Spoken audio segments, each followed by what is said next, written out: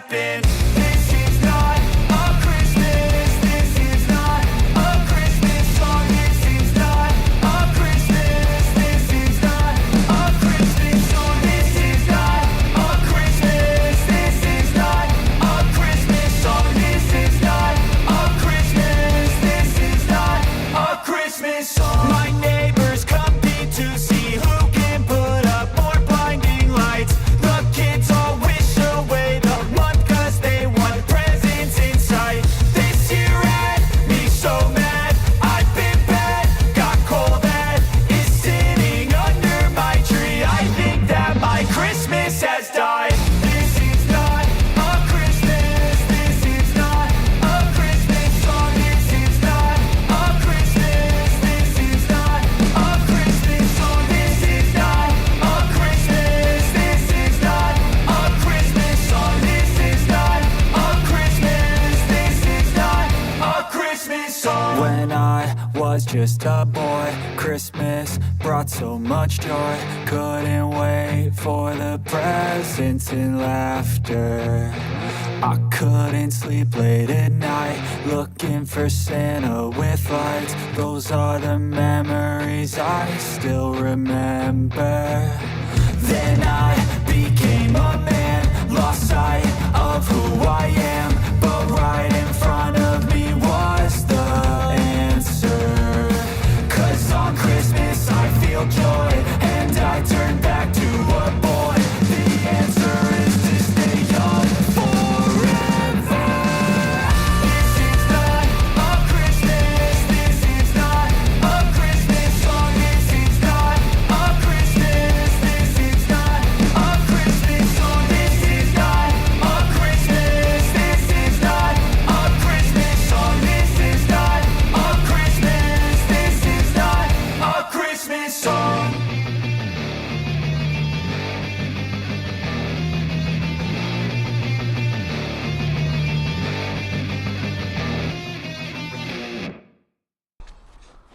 Which one of you did that? Hey. Good evening. Ed? Good evening.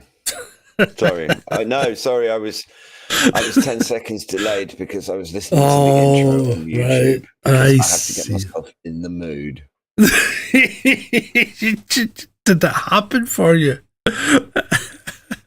Nah, not really. I'm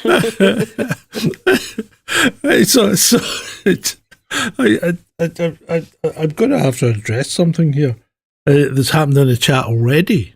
Okay. Are they fighting already? No, but Paul Armstrong says, big clash with Ben's Lego build here. Well, you know what, Paul? If you want to go watch a fat narcissist build Lego, be my guest. Can we not go there? Christmas. Jesus. He knows I start at 9. We've always fucking started at 9. He's obviously trying to steal my audience. Fucker. That's because I've been winding him up all week. So I've gone down again. I think my chair's sinking. I'm gonna have to. Yeah, it is. Oh, right. I'd just like to say thank you very much to Julian Dreadite for the delicious wine. I'm currently enjoying a glass of very nice red, and it's going down extremely well. Oh. And it's a big day for me today because my flat renovation is officially done. Fireworks. I should have, if I'd known that, and I had fireworks ready to fire off. No, to be honest, I don't need fireworks. I don't need Christmas presents. I don't need anything. I've got my flat. Sunk I've got again. my Christmas Lego, and so I'm happy as Larry the Carpenter finished today. I'm much poorer than I was when I started the day off, but worth every penny. That's good. That's good. Right. Where was I? I don't know. Where were you? You're sitting in your HQ. Yeah, I'm sitting in the HQ. Right. Pardon me. I did manage to find a ghost story, by the way, and I promise it's significantly shorter than the last one. Whoosh! says everyone. I know. Everyone just breathed. I can hear it from here. The collective sigh of relief amongst the audience. I've already done a ghost story this week. Mate, if I was cut out to read out stories, I'd be doing fucking Jack and Ori. All right, Jack and Ori. Do they even have that still? I don't think so. I don't think so. But I mean, I might be wrong. If they do, I don't even want to think about the books that they're being reading the kids. Oh, jeez. And also, is it one of they them men dressed up as women?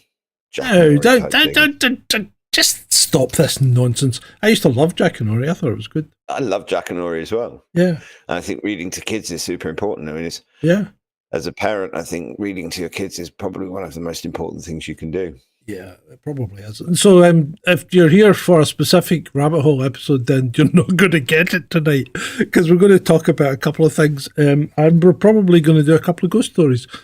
And we'll probably have a chat about other things, since we missed all in as well last Friday, didn't we? Mm. Yeah, I missed you, Ed. Yes. I missed you. I missed you too, man. Once more with feeling. No, I can't muster feeling. So I went to visit my mum today. And she's much better. She's not as yellow as she was. That's good.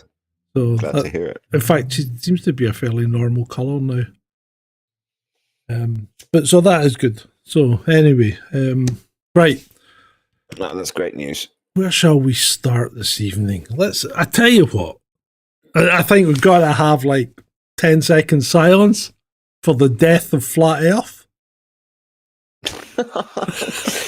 Yeah, look, it doesn't matter what. Look, they're going to believe what they believe. They are. Allowed to start already. People are welcome to believe whatever they want to believe, as we always say on the show. Yeah, you can. Yeah. We're not here to judge or criticize, but I used to watch the Flat Earth guys on on YouTube. I'm going to turn up your bandwidth a little, because you seem to be quite blurry.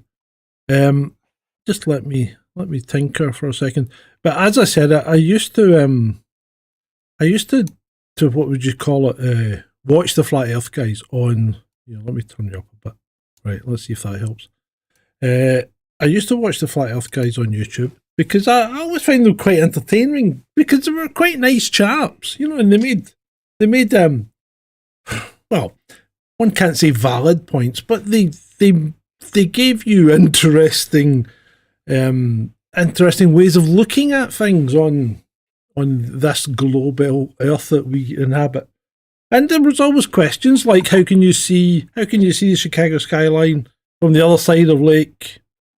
Is it Erie or Superior? What one's Chicago on? Is it Superior? I don't know. But anyway, I mean, it's like 70 miles, so it should be well past the curve. You shouldn't be able to see the skyline. But then people take about, what's it called?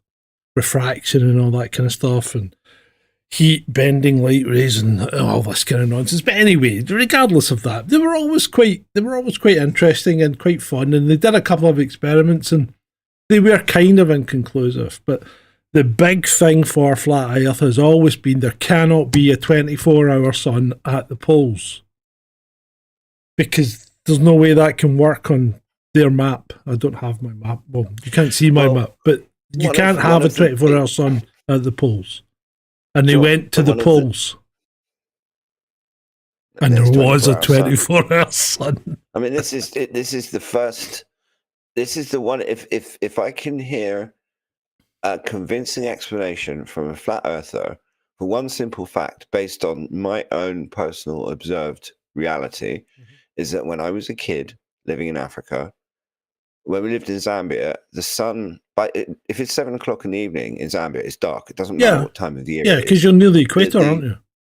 Precisely. And then when we would go to Europe on holiday, suddenly the sun doesn't set until 11 o'clock at night. Yeah. It totally screws you up, because your parents are trying to make you go to bed at 8 o'clock. And it's like, screw you, hippie. It's not even dark. Not dark. And then you hear all the Spanish kids out playing as well, and it's just rubbing your face in poo. So, and the only way that works is if you are on a round ball that has that is slightly angled as the Earth is, Yeah. and I mean, nothing else fits, and you can. I mean, we've been looking up in even the most basic telescope that Aristotle came up with, that compared to things like the James Webb and the Hubble is just primitive. Yeah. Every single thing whenever you look in the sky, whether it's a naked eye or a telescope or whatever, everything's round. Yeah. Yeah, I know. Literally. It's quite interesting as well, because even though we're only like 450 miles apart or whatever, there's quite a difference between the amount of light I get up here in the summer than you get down there, because it gets dark. I mean, it gets truly dark about 11:30, and then by 3:30, it's light again, during the summer. During the winter, of course, it's the other way around. We end up with probably more dark than you do. Like, it doesn't get light until about 8:30, and then it's dark again by, well, at the moment 4:05. It's dark. Yeah, I think we're about half an hour difference, maybe a bit less. But yeah, I mean, one of the reasons I chose Brighton to go to university all those years ago was because it got the least snow and the most sun of anywhere in the UK, apart from somewhere like the Isle of Wight or. Yeah, that's all right. So anyway, as I was saying, there was 3 guys I used to watch more than anything, and one of them was called Jaren, from the channel it used to be called Jarenism. I'm not sure if it still is. The other guy was a guy called Whitsit, who was a bit of an oddball chap. He was ginger, so I kind of give him a pass on that. And then there was Flat Earth Dave, and Flat Earth Dave, he's made a good grift out of this, and I don't mean that in a bad way, because he made an app and everything, and he gets people to subscribe to his app and all that, and it's a living, right? So I mean, I'm not going to begrudge the guy that, but so after the experiment, the final experiment, and Jarenism was down there along with Whitsit, and 24-hour sun, right? And Jarenism's been quite okay. He's more or less, that's it. I don't think he's posted since the 14th of December, which is when the actual experiment was. He hasn't posted since, because what can he say, That's it, it's done. And Whitsit is posting, trying to say, well, it doesn't necessarily mean it's a global Earth. And I'm like, and even Flat Earth Dave, whose name is Flat Earth Dave, right? He's kind of thrown in the towel as well. But the rest of them, the rest of the flatties are like, holy shit, man, this is a belief system. This is nearly as bad as the cult of UFO or orbs. Well, any cult, it doesn't.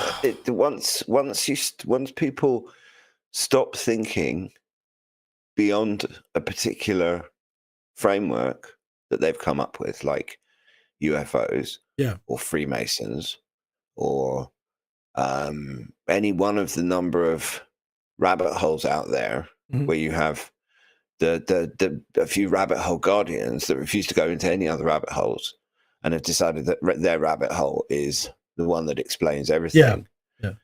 And then they get very close-minded about it, and instead of being awake, they just go back to sleep again. They're just asleep on a different pillow. Yeah, if that makes sense. I know. It's like, I mean, it's just like, if the evidence is there, you've really got to moderate your belief system. Surely you've got to moderate your belief system. Either that, or you're being disingenuous to yourself more than anything. Are you not? But some people, I mean, I've encountered people who seem to disbelieve everything just on principle, and they won't accept that the Earth is round. They won't literally, and it doesn't. And honestly, they're the most. In some ways, they're actually more frustrating to argue with than normies, because it's there's I don't know whether it's cynicism, or sometimes I just think they're taking the piss, because you literally can't. if something tracks with your own personal observations and it makes logical sense, Yeah. and it all hangs together, and you can kind of see it with your own eyes, like what time the bloody sun comes up in the morning or goes down at night, then you kind of, you do have to get to a point where you think, okay, let's just write that one off as bullshit. But people get so it becomes part of their identity. That's the problem, is that Yeah. it stops being an intellectual curiosity and becomes a belief system. And once something becomes a belief system, it's basically like religion. I mean, some of those flat earthers are properly religious, and it's the same with the Freemasons. I mean, some people Yeah, that's true. will swear down that Freemasons control everything or Jesuits Oh, control everything. and, And as you and I have yeah. discussed loads, we're talking about a chaotic system here. We are, and I don't think no matter how you look at it, I don't think there's a certain cabal has overall power of what's going on in the world. I think it's just, I agree. I think it's just people pulling in different directions to their own ends, and Well, I we mean, get caught in the people group crossfire together. Yeah, Sure. I mean, birds of a feather flock together, as they like to say about Facebook. yeah. And the people who originally created the whole concept of Facebook back at DARPA. But the point is that I don't think to say I thought group, Facebook was Zuckerberg and was it Harvard? I thought the Facebook was created by Zuckerberg because he was trying to get laid. No, there was a DARPA project called LifeLog, and LifeLog went offline, or was it NSA? I think it was DARPA, but LifeLog went offline about 2 weeks before Facebook came online. And LifeLog, that Facebook it was then. Yeah, but LifeLog is essentially a clone of, or Facebook is a clone of LifeLog. They do exactly the same thing. And so do you think someone leaked it to Zuckerberg? No, I mean, I think someone found Zuckerberg and realized he was a suitably unscrupulous individual. Yeah. And yeah, okay, so he started it, but he had seed money. You don't get that big that quickly without large amounts of money. And I mean, it's known, it's a known fact. Have you watched The Social Network? Obviously. Yeah. But I mean, there was none of that in The Social Network. Well, no, obviously not, because we're talking about narratives. I mean, it's the same with Larry Page and Sergey Brin, who started Google. And I mean, it was back in the day. It was the same as true of Jerry Yang and David Filer, who started Yahoo, which came even before Google, and they made some terrible business decisions, and then they don't really do very much now. Well, look at Musk. I mean, Musk didn't start either Tesla or PayPal. He didn't start either of them. SpaceX, or the Boring Company. He didn't start them either. Neuralink. So he basically just buys up companies that he thinks are going to do good, and then uses government money to build them. Yeah, I mean, I'm not saying I trust Musk, but in terms of okay, so he might not necessarily have invented it or started it, but when you look at the energy that he puts into it and his unique brand of getting things done, I mean, I'm not a fan, but I think there are a lot worse people in this world than Elon Musk. Yeah, 100%. Yeah, and he's a complicated one. I mean, anyone who has more hair in his later years than he does when he's a younger man is complicated. Hair plugs, mate. Hair plugs. It's got to be. Well, when you're a billionaire, I don't know, bloody genetic hair transplant or something. Clone. Build me a clone. Build me a clown with more hair. But he is also the arch technocrat. The thing is that when you look at him, her suit clown, every single one of his industries is the technocracy. Mm-hmm. I mean, he is a scion of the technocracy, literally, because his grandfather had to leave Canada because the technocrat movement back in the 1920s got some very bad press, and which that's how Musk grandpapa ended up in bloody Kalahari or where the fuck it was. I don't know. He's hobnobbing with Bushmen, eh? I can't see him doing that somehow. I can see him living in a big house in South Africa with servants, but I can't see him hobnobbing with Bushmen. Right. Right, enough about Musk. Can we stop talking about Elon Musk, please? Yeah, okay. Boring. No problem. Well, we're going to have to touch on the drones again because it's kind of starting to die down, I think. I don't know what you think. I think it's starting to die down, although a couple of things are really, really freaking annoying me at the moment, which is the orbs, okay? And when we've even got Tony Northrop coming into the conversation now, which is tremendous, because Tony Northrop's a photographer, right?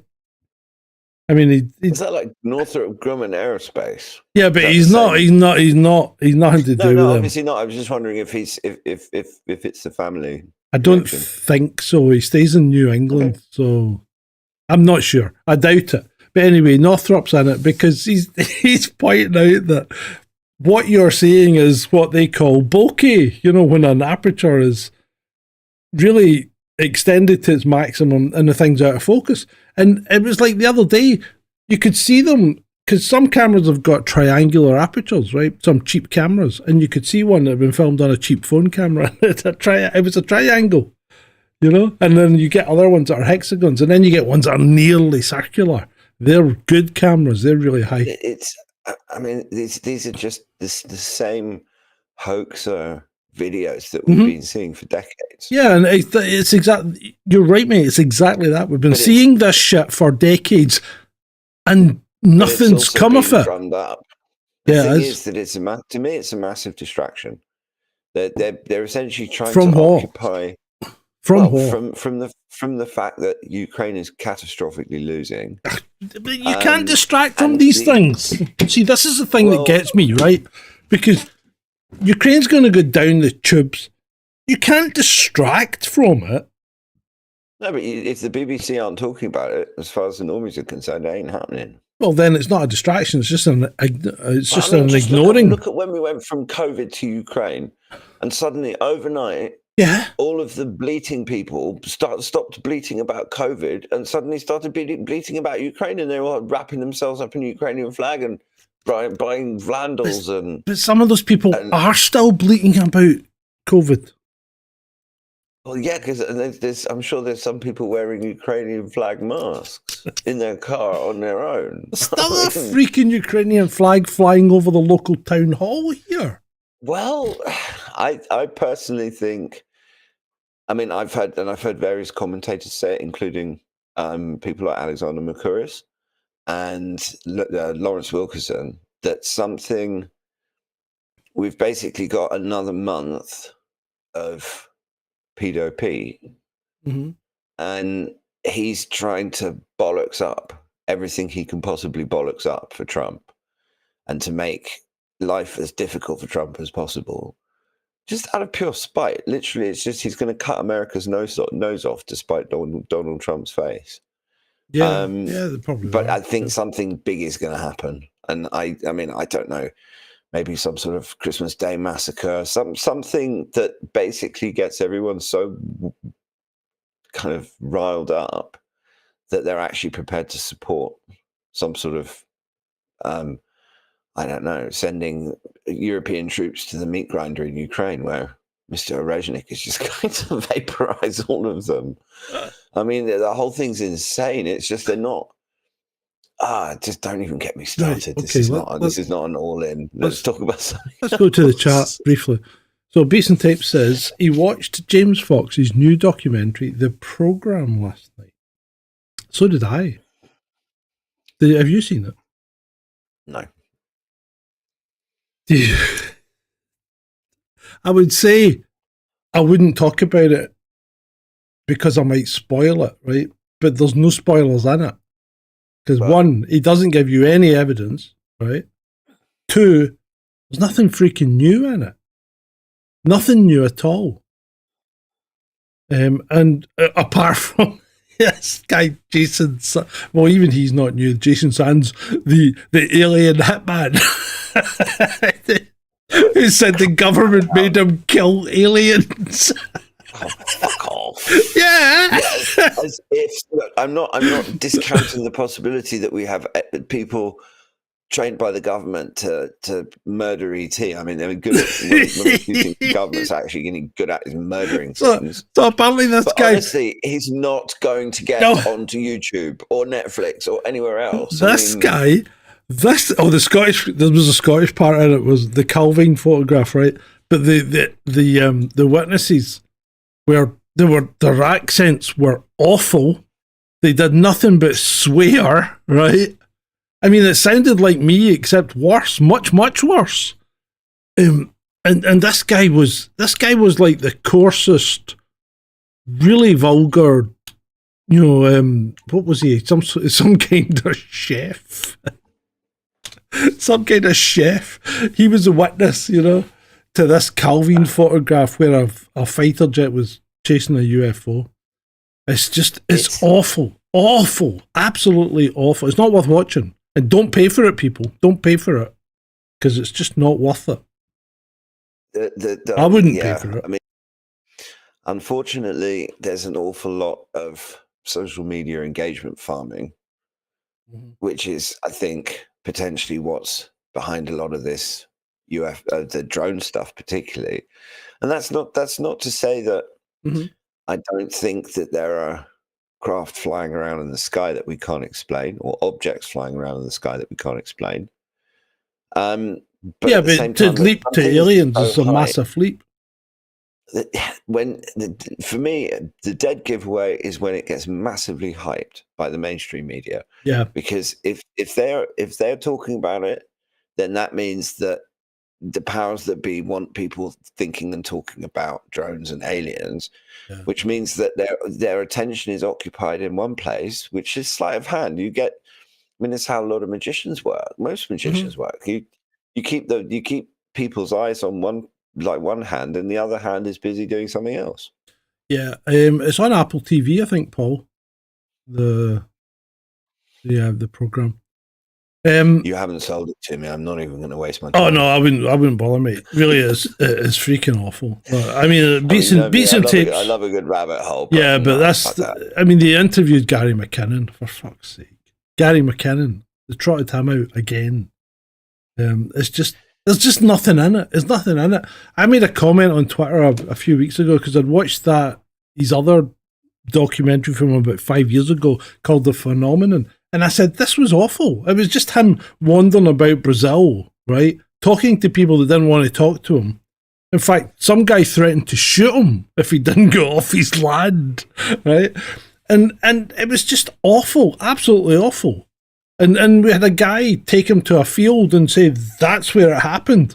And we're looking at a bit of grass. and there's nothing there because it happened 5 years ago. And he's going, there's where the craft landed. And you're like, well, that's not evidence. That's a guy telling you that something happened. That's a story. But anyway, this thing was awful. I made a comment about it saying it was awful. And of course, the cult are straight in there, with they're straight in there with, well, of course, this is 6 years old, and all the information, and it's going to be out of date by now. And I'm like, what information? There is no information in it. Oh, God. This is, it's especially true of UFOs, but I've noticed it's true of flat Earth and other rabbit holes. Yeah. Is the ones who have turned it into a religion, they won't brook any argument, and the most ridiculously flimsy evidence, they just believe it on faith. They'll have decided that one person is automatically telling the truth and can do no wrong, and then you end up with just believing whatever the hell they say. And when that person happens to be someone planted by the government to get people all talking about the wrong thing. That's Yeah. why we end up where we're at. I was actually watching the second half of the program this afternoon with my daughter and son, right? And my 17-year-old daughter is sitting like she's alternating between open mouthed astonishment and laughing. And I said, "What did?" And we got to that Jason Sands guy, you know, the alien hitman, right? And I goes, "What did you think of that?" And she goes, "That guy needs a mental examination."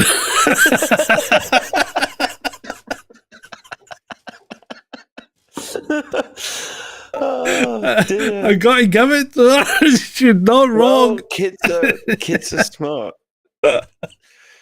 Yeah. So that was great fun. Kids get it. Oh God. Oh, sorry, I'm Some of laughing. them do, but it doesn't. You can pick any subject, whether it's UFOs or like I said, Jesuits or flat Earth or whatever. It Yeah. doesn't matter. Yeah.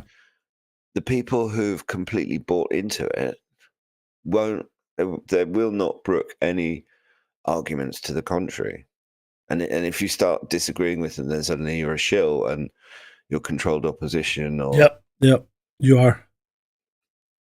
It's a joy. It's a joy. It's like, and that's, have you seen? I don't know if you get Ashton Forbes on your feed, right? But because I'm into the UFO stuff, I get all this crap. And Ashton Forbes just started popping up. Yeah, and remember Ashton? He's the guy that did the. Oh yeah, no, he's the MH360 three flying orb, 370. Yeah, the three flying orbs that took it through a portal. It was kidnapped by the U.S. government to kill the 23 people that were involved in the silicon semiconductor industry that they wanted taken out, and never mind the other 200. You know, they're just collateral damage. So, but yeah. Well, I mean, do I believe that the government is entirely capable of murdering an entire plane full of people just to get 15? Absolutely. Do you believe they could take a 777 through a portal? Do I believe the whole orbs and the portal thing? No. I'm unconvinced. I'm not going to write it off. Oh no, I'm writing it off. I'm just writing that.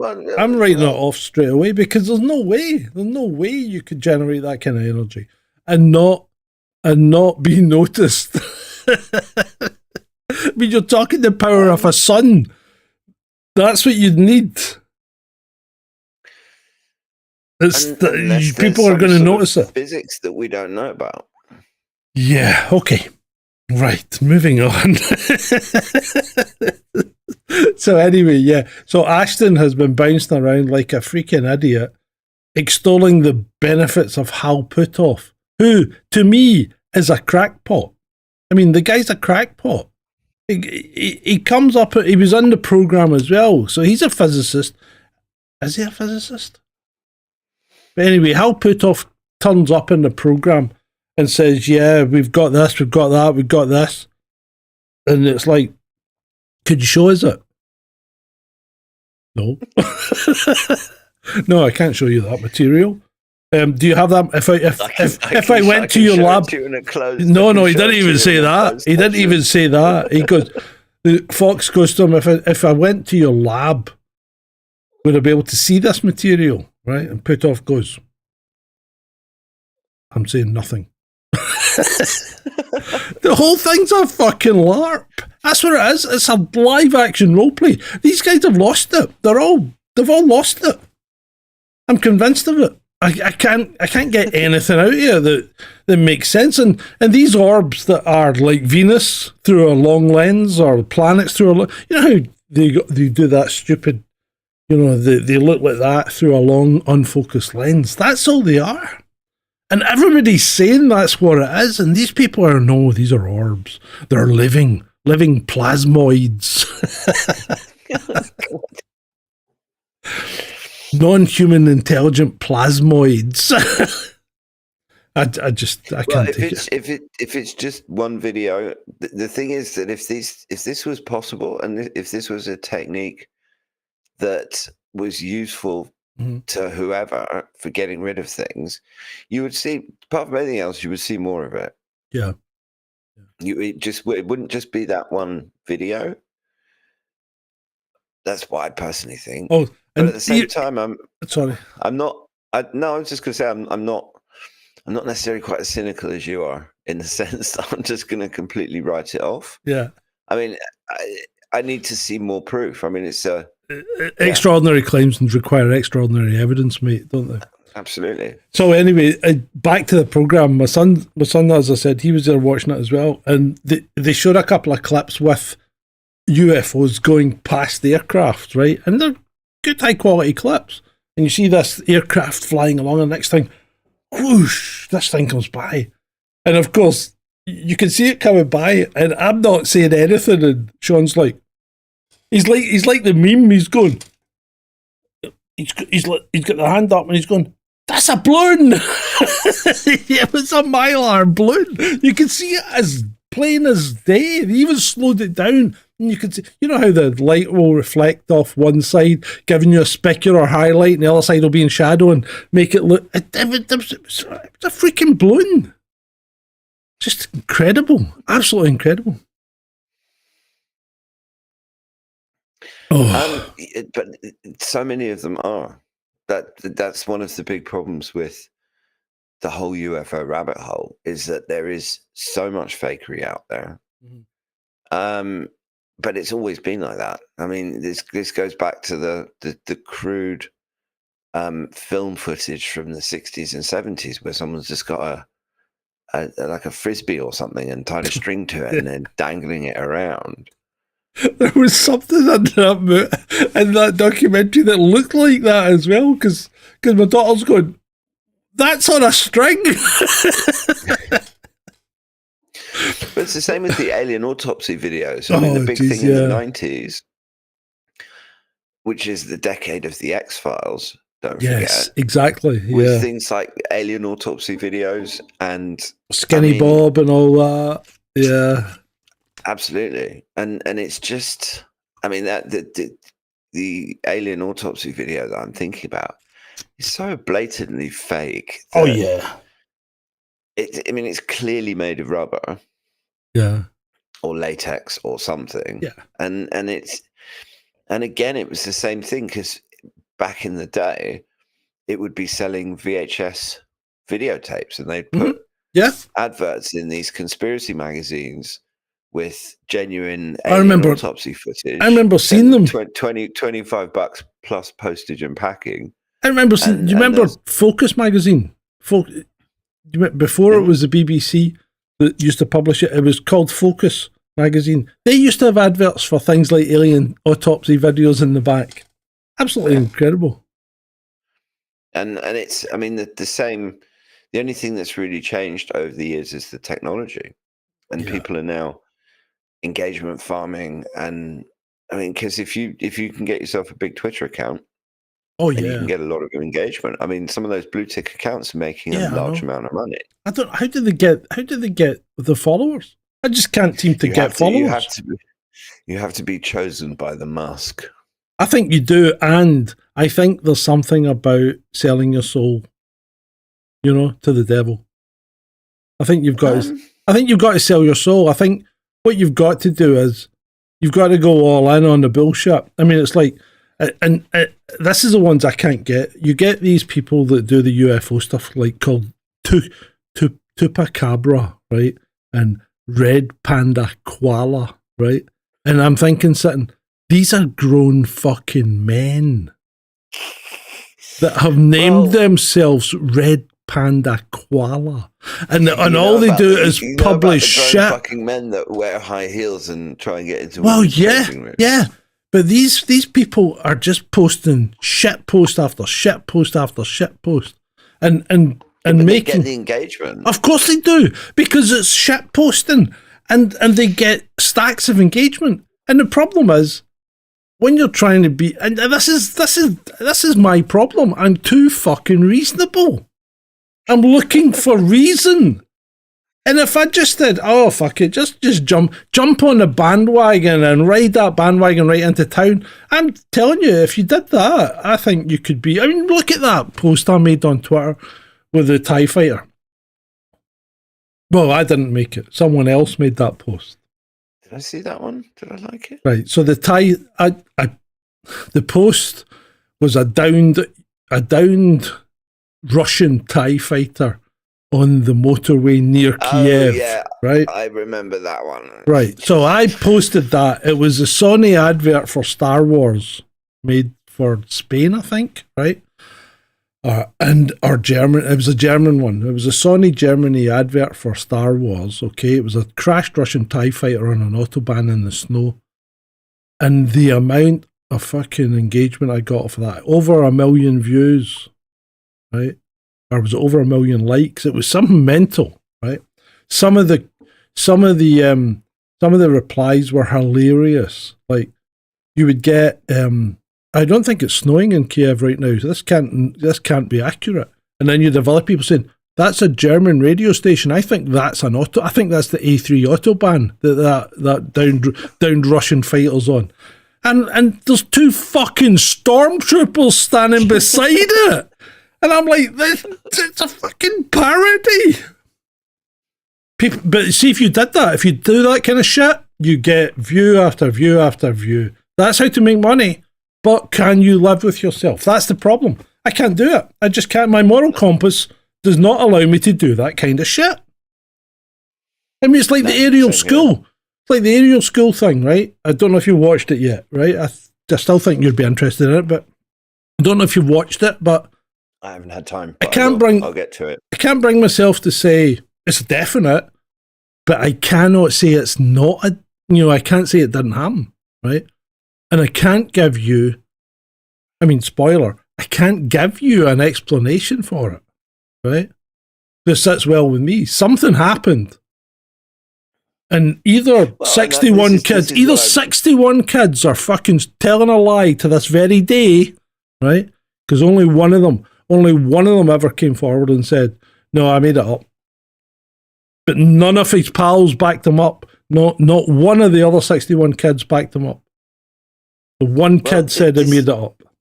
And this is what I like and respect about you, is that you are prepared to, you don't just shut, because I know people who are anti-conspiracy theory, who are skeptical to the point they'll just shut everything down as soon as they think it's got anything to do with anything remotely related to a conspiracy theory. Yeah. But you're open-minded enough to say something happened. I don't know what that something is, but something happened. And this is the same with a lot of the more convincing UFO footage that I've seen. Yeah.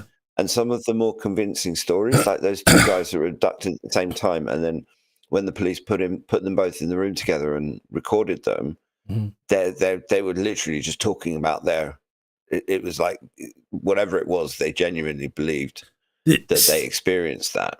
See, the other one that gets me is the fireman that disappeared while skiing and turned up something like 2 weeks later in California.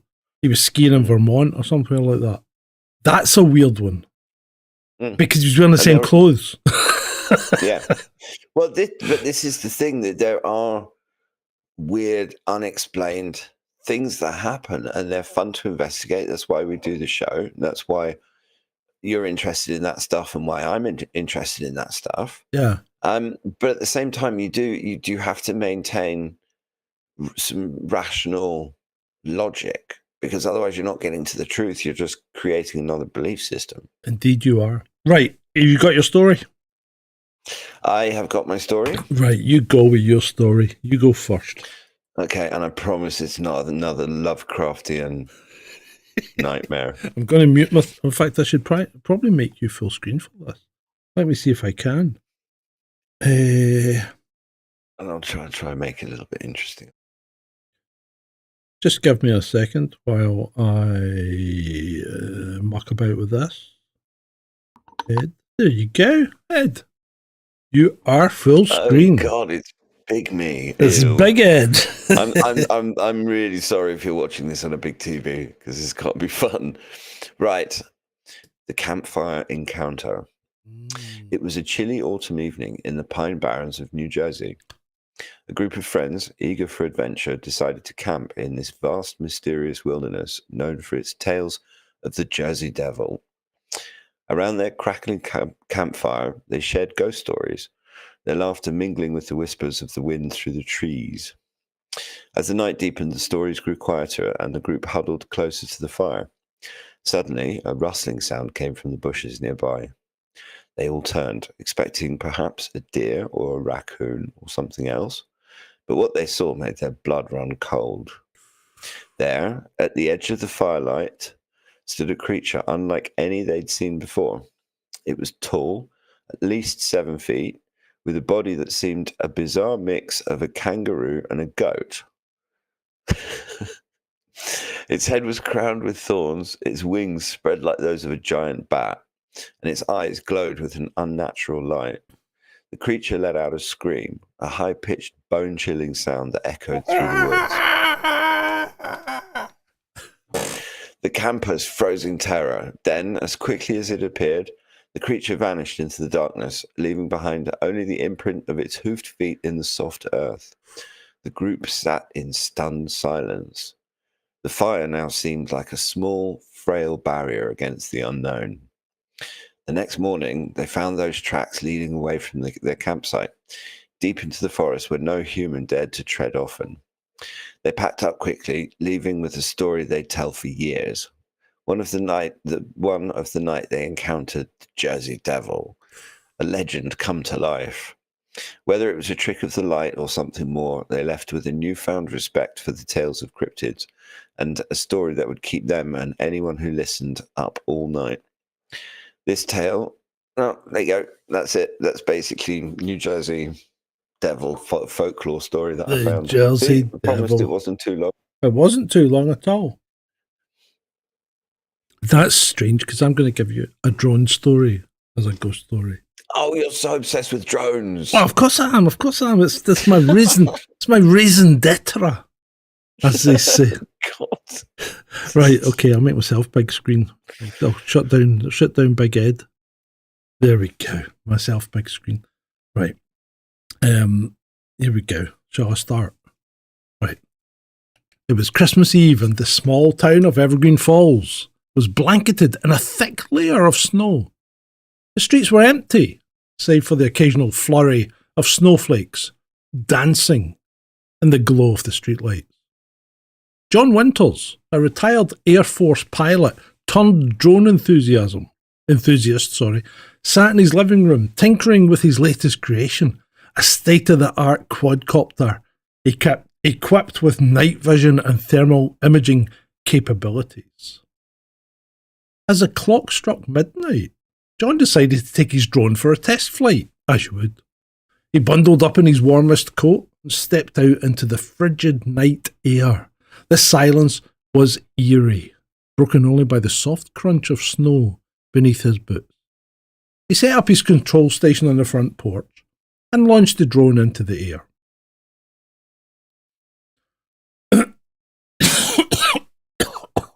Sorry.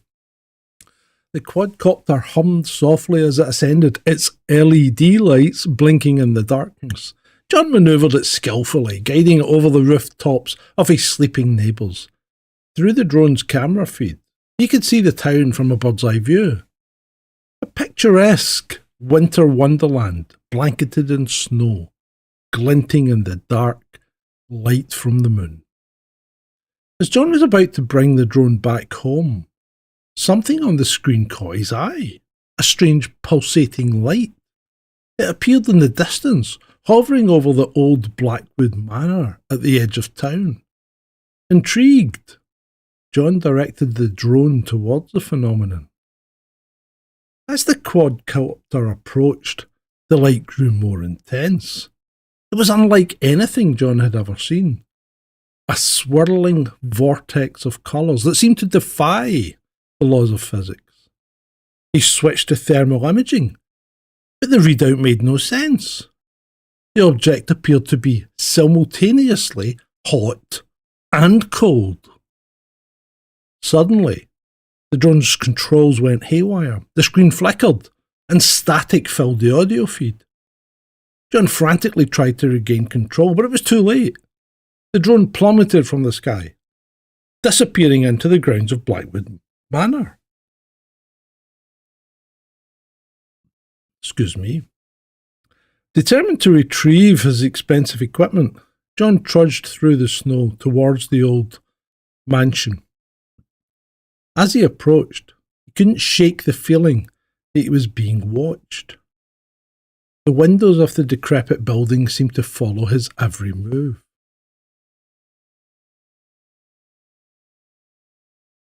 Sorry,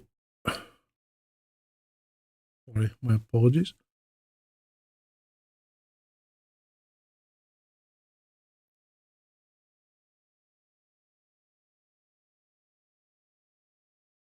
As right.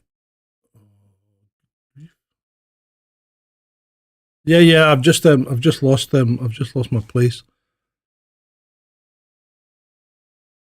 Yeah, I know. Sorry.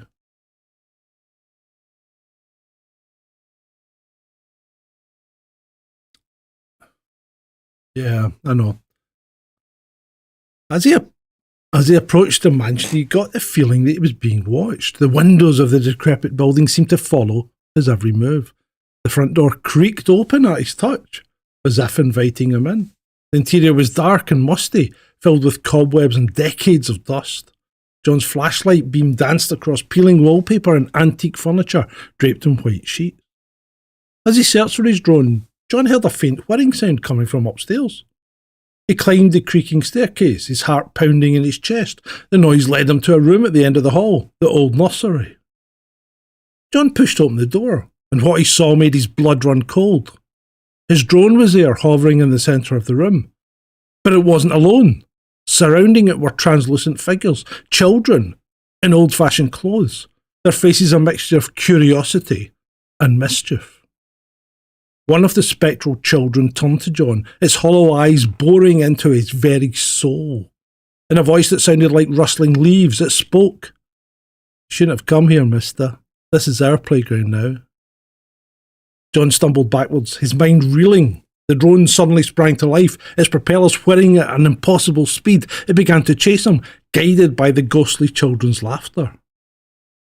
John ran through the mansion, the possessed drone hot on his heels. Family portraits on the walls seemed to come alive, their eyes following his frantic escape. He could hear the children's voices echoing through the halls. Stay and play with us forever." As he reached the front door, John felt an icy hand on his shoulder. He turned to see the ghostly face of a woman, her eyes filled with sadness. "They've been so lonely," she whispered. "Won't you stay and keep them company?" With a surge of adrenaline, John broke free and burst out of the mansion. He ran through the snow, not daring to look back. The sound of the drone and the children's laughter faded as he put distance between himself and the Blackwood Manor.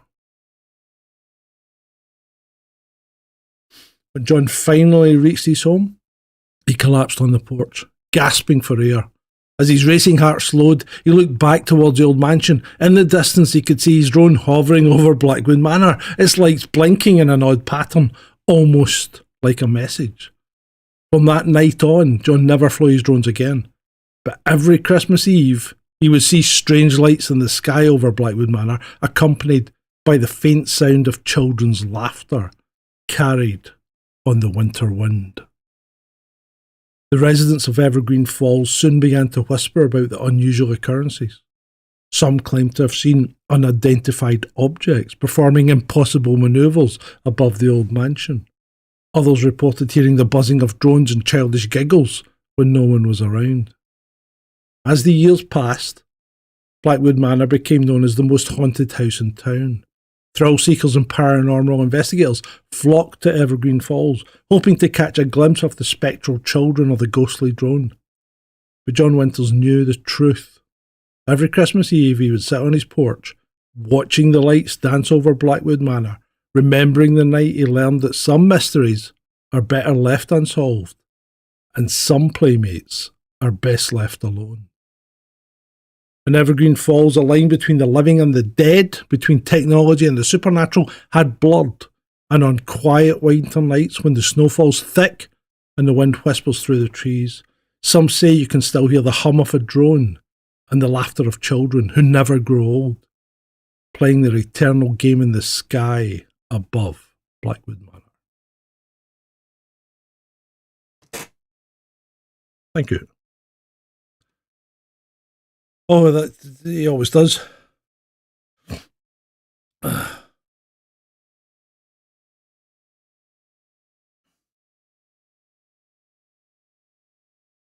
The technological and the supernatural is let's not go there. I mean, imagine having an AI that needs an exorcist. I mean, come on. Well,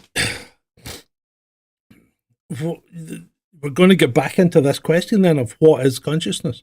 You know, where does consciousness come from? If you build an AI that mimics a brain, are you maybe leaving the door open for consciousness to inhabit it? It's entirely possible. It's a good question, isn't it?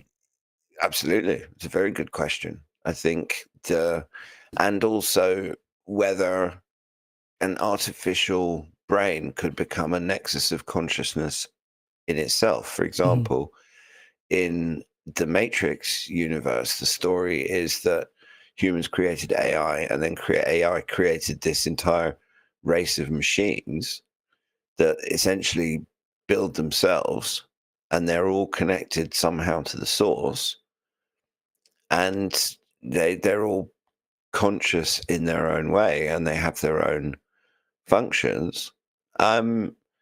So it's a very interesting question, and I think that it's dangerous for humans at our current level of development to be monkeying around potentially with that sort of technology. I mean, because it's one thing having an AI assistant that can effectively help you search the web faster, and can help you write things.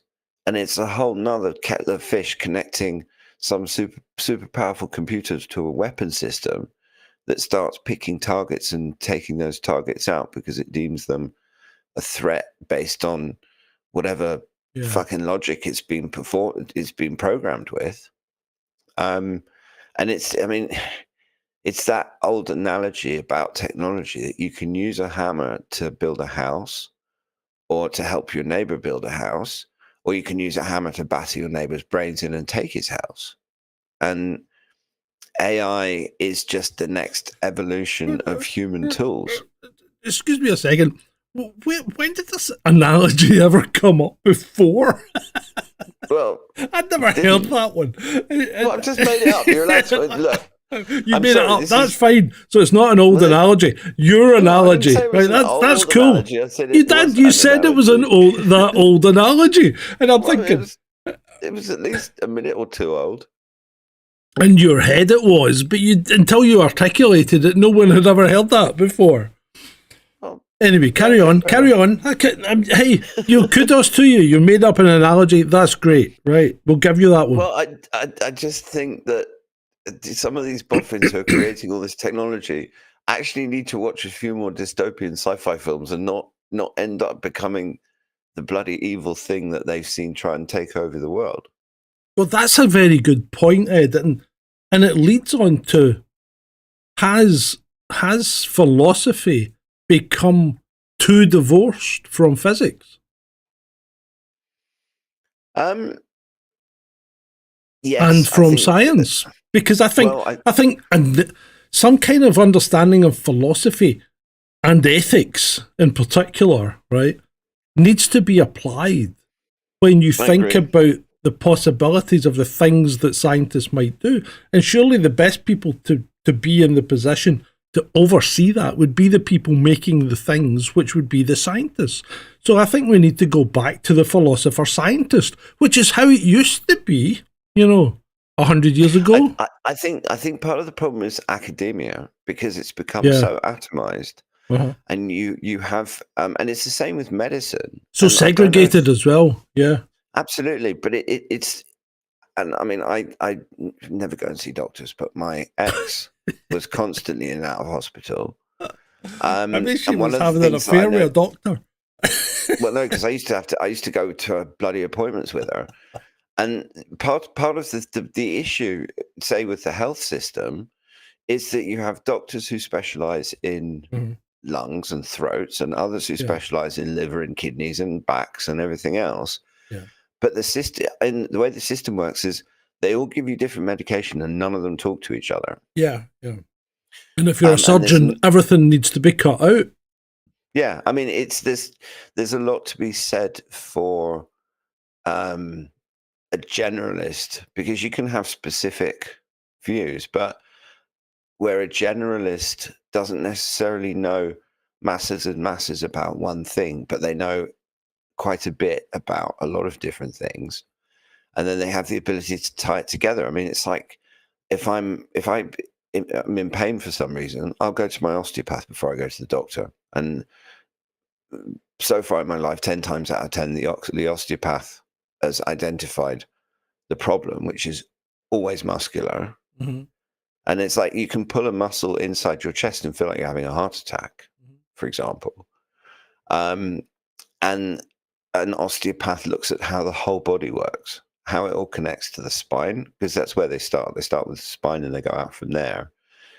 But what I value so much about my osteopath is you get a whole body explanation and you get an actual cause, rather than describing your symptoms and then the doctor punching your symptoms into a computer and the computer spitting out a pill or two that you have to take.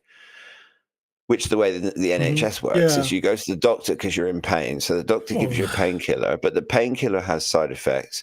So you then go back to the doctor complaining about the side effects, and he gives you another pill for the side effects. Was kind of talking about exactly this problem with Ben the other day, because the NHS doesn't treat problems.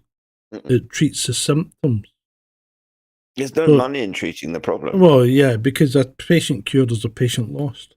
Exactly. I'd like to nip back slightly, just to go back to Fluffy Columbus in the chat there, who said they need a body to be self-aware. And I think we're going back to the consciousness argument there. But why would you need a body to be self-aware? But define body.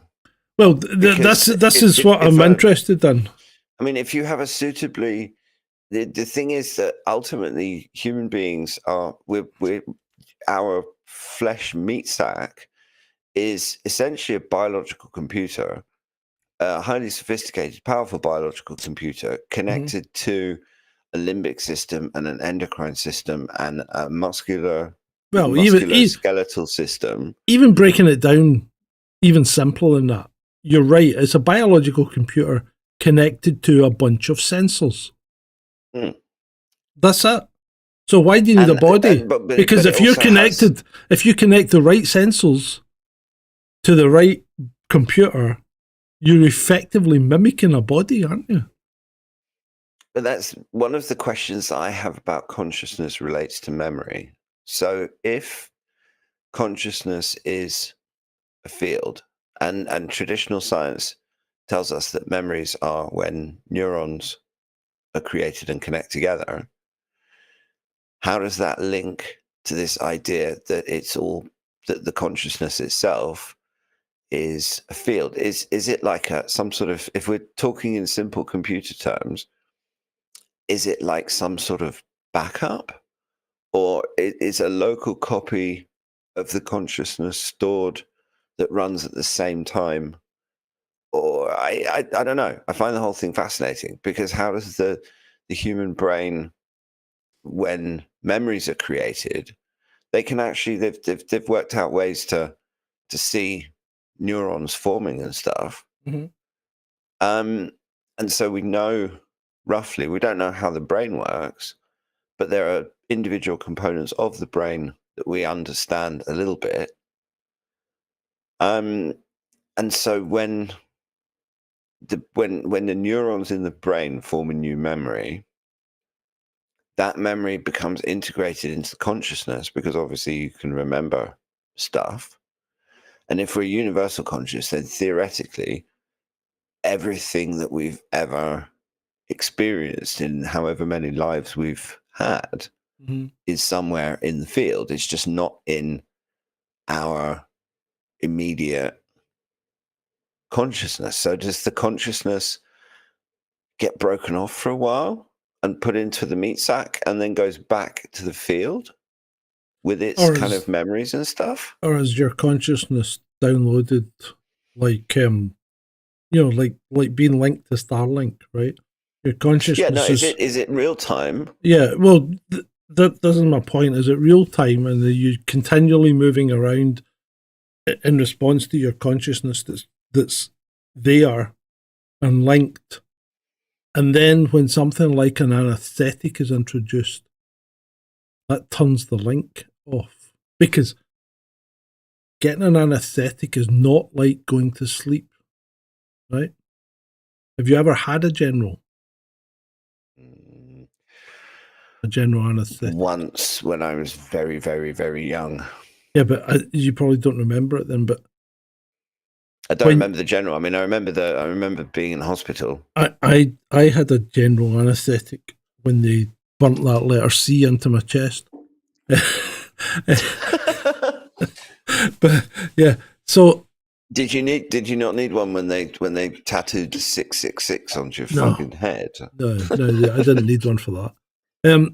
But a general anaesthetic is truly one of the creepiest things I've ever experienced, because it's not like going to sleep. It's like it gets introduced to you and bang, the lights are out.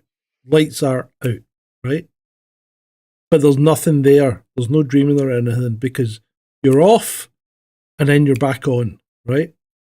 And you wake up, and in my case, I woke up and I'm like, what happened? And it's like you've been out for half an hour or an hour or whatever, right? The lights are out and then you're back on. Just turned off, turned back on. And there's no conception of passage of time. None at all. And people have said this when they've had, anaesthetics like this. There is no conception of the passage of time. Right? Whereas when you go to sleep, even if, you go to sleep and you wake up an hour later, you've only been asleep for a short time. You just inherently know that, right? But there's something weird happens with anaesthetics. And the thing that gets me is the medical profession don't know how anaesthetics work. They don't understand how they work. But they know that they work. But that's true of, okay, maybe not hip operations, because you can figure out how a new hip works. But it's not just the fact that they don't know, is that there's such a lack of curiosity and open-mindedness amongst, maybe not hardcore researchers, but certainly your average GP. They just, but that's also, they're a product of the system that created them. And the whole medical system's been completely screwed up since the Flexner report back in the early 1900s, which was commissioned by John D. Rockefeller. And that was when they turned things like osteopathy into quackery. And suddenly the only treatments are, as I've always said this for a long time, that with the problem with doctors is if they don't know, if they can't drug it or cut it or burn it, or irradiate it, they don't know what the hell to do. Yeah. Just weird. And consciousness is just, and see, that's. But it is fascinating. The thing with anesthetics, because like I said, I've never experienced that, but it makes you think about the out of body experiences that some people describe. And do some people have out of body experiences and some people just go black? No, I don't think it's anesthetic that causes the out of body experience. I think it's death. I think that's a difference. But what if you die when you're under anesthetic? Well, I think death takes precedence. Okay. I'm just spitballing so. here. I'm spitballing. Well, no, I bloody hope so, because you wouldn't want an anesthetic to short circuit your travel back to the eternal source. That's a good point, isn't it? Imagine, maybe that's what a ghost is. Somebody that got short circuited and got stuck. Shit, that's a good point. Bugger. But then you'd think there'd be a lot more ghosts running around. Well, but maybe there are. You just don't see them. damn it, maybe they're the damned souls that are just trapped running around. Maybe that's what purgatory is. God. Yeah, but what if you're a good soul and you don't deserve to be in purgatory, and then some doctor gives but you mistakes anesthetic happen. and you die, and then you're trapped in purgatory anyway? There has to be some universal balance for that one. Mistakes happen. I I don't know. The thing is, if you look at crocodiles Maybe it's and just sharks, the universe doesn't make mistakes. Maybe it's a time thing. Maybe if you've been knocked out by anesthetic, you're maybe there for a short period and then you get sucked back up. Or maybe a consciousness just in that sort of situation where you're going under an anesthetic, your consciousness just somehow knows that it's for its own good, and it just kind of goes to sleep. Ray in the chat just made a comment. You need to private message me, Ray, about that one. Okay, mate. You know what I'm talking about. Oh fuck! Apparently you're way quieter than me. Why does nobody tell me? It's all right. I'll turn you up a bit. The thing is, you're hitting. I don't understand it. I don't know. This is not my department. All right, hold on a minute. This is John. Ray says volume is fine. Department. See, Ray says volume is fine. Ben says it's not. So Espresso Mechanic says it's fine for him. I don't know. What you're listening on, Ben? Your phone? Or that fucking stupid TV? Oh, right. Anyway. And see, that got us complete. Ben has this knack of getting you completely off track. You know, I think he does it deliberately just to sabotage your show.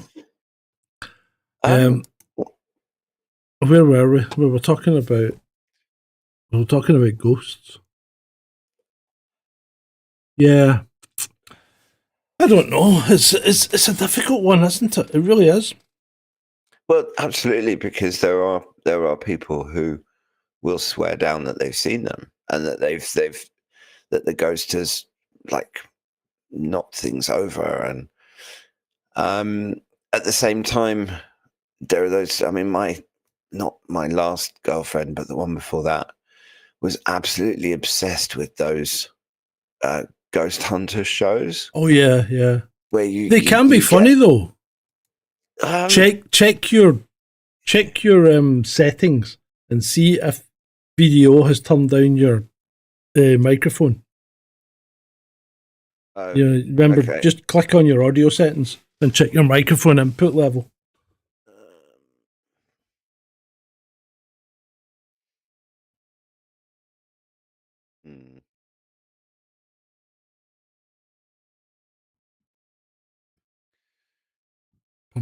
So she used to be obsessed with those paranormal. Yeah, and it was. No, hang on. This seems fine. Let me just check the microphone. Oh yeah, well, it's turned it down. Yeah, it's turned it down to 72. Yeah, turn it back up. Turn it back up to 95 or something. How's that? I've turned the auto gain control off for you. Is that any better? Right, talk to them properly now, because you're whispering. Okay. Yeah. So the problem that I've got with these shows is that the people, you always have the same mix of people. You have the super rational one, and then you have the absolute hysterical one, and it's all kind of green light because they're trying to make it. They're like it's all in the dark, and I just. I don't know. I've never seen one that I found was convincing. Right. So here's a couple of questions. Why do you have to turn the lights out? I don't know. No, I mean it's just a question. If you wondered that myself. Yeah, if you're going investigating ghosts, why do you need to do it in the dark? Right. Well, exactly. Do they only come out in the dark? Oh, is it? I don't think so. People have for ghosts to come out. I mean, yeah, no, but people have seen the apparitions in the daylight. So it doesn't need to be dark. So the question But is, that why do these shows always do it in the dark? Because it adds yeah, dramatic effect, right? absolutely. 2, why do they always have a medium? Um, well, that's a good question. Another reason for it being in the dark is that it means they can get away with a lot more. Yeah. 3, what do these EMF meters actually do? Um, I mean, I've got an RF meter that clearly measures electromagnetic energy in the atmosphere. Have you But seen these things they call REM pods? yes, They just ridiculous. That's just like something out of Ghostbusters. yeah. Yeah. I mean, literally, some of these guys, you could just wear grey overalls and convert an old 1960s ambulance, and drive around and just make shit up. I mean, Yeah, you could. but it's I struggle with certainly with these mainstream ghost hunter stories. I'm not discounting that people have seen things that they can't explain and that things have happened, but I don't know. I just don't think that ghosts are dancing monkeys. In fact, if you're going to be a ghost and you see these TV wankers coming in with all of their kit, I mean, you just get the hell out of there, or you just mess with them. Yeah, I don't know. I really don't know. Me neither. No, I've that's one that I certainly thought I felt a presence before, but I've never actually. I don't think I've seen a ghost. I certainly remember feeling a presence, and it used to happen in a house we stayed in Rosyth. And I always thought there was something at the top of the stairs, right? It was like it was just like some kind of presence that wanted to. It just felt like it wanted to grab you, and it got to the point I would run up and down the stairs because I didn't want to be on like the landing for any length of time. Because if I was there too long, the presence would get me. Now I don't know if this was just youthful thinking of a child, you know. But to me, it felt real. It was bizarre. But when I was in my room and the door was shut, everything was fine. but kids are more sensitive to these things. Yeah, I maybe. think, and I mean, we've talked about the reincarnation stories before, where very young kids have these very clear memories, and the memories actually fade over Mhm. time. Yeah, And that would actually make perfect sense because if reincarnation is a thing, then there would have to be some like temporary block on your past lives because you just wouldn't be able to. I well, the mean, draft of forgetfulness. well, sort of, because I Yeah. mean, okay, so say this idea about reincarnation where you start off existing as a lower sort of life form. And that's patronizing. I don't like using that expression, but you start off as maybe an ant or something, and then you progress up to the butterfly, or and then as over the course of lifetimes, you end up as a cat or a dolphin or a seal or a whale or whatever, and then you finally end up as a human. You couldn't carry all of those past lives; it would drive you insane. Uh-huh. Even one or two human lives would drive you insane. I mean, the conflicts between people that you'd loved in previous lives and your parents in previous lives and all this kind of thing, it would be too messy. There'd have to be some sort of block. And each time that when you're in between lives, wherever that is, whatever that is, you remember everything and you're at peace with everything and you're in some sort of existence where you can just handle it. And it's all when you're in that space, it probably feels completely natural.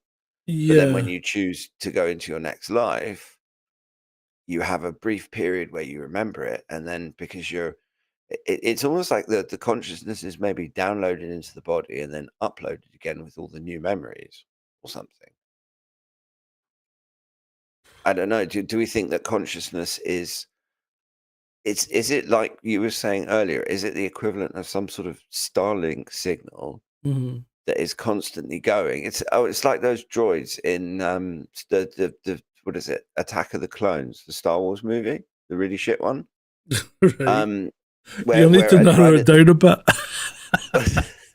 well, no, right at the end they have those. They're on Naboo and they have all of Oh, those yeah. big circly things. Yeah. And then as soon as Anakin really unconvincingly destroys the mothership, which is that's like a complete fluke. Just one of the most, just one of the idiotic things about that film. Didn't the same But thing? all of the droids. No, the point is that all those droids Yeah. shut down. Didn't the same thing happen in Marvel Mhm. when they turned off Thanos? All these minions just fell apart, didn't they?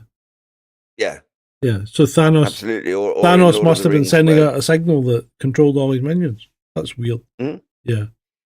Yeah, or when Sauron is destroyed in Lord Yeah. of the Rings, And all the orcs. and the whole of Mordor kind of starts collapsing. Yeah.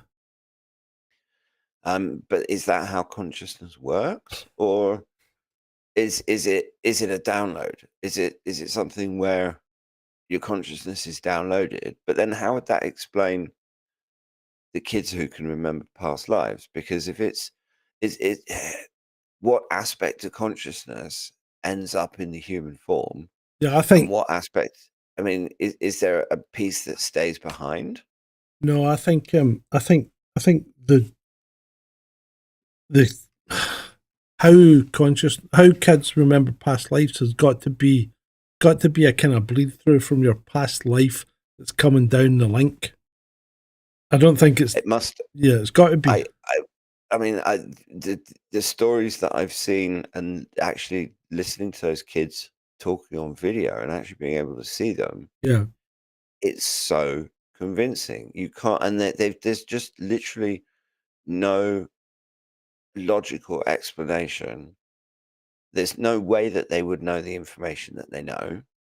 And also, it's not just about the information itself, but the clear emotional connection Mhm. that they still have to that old place.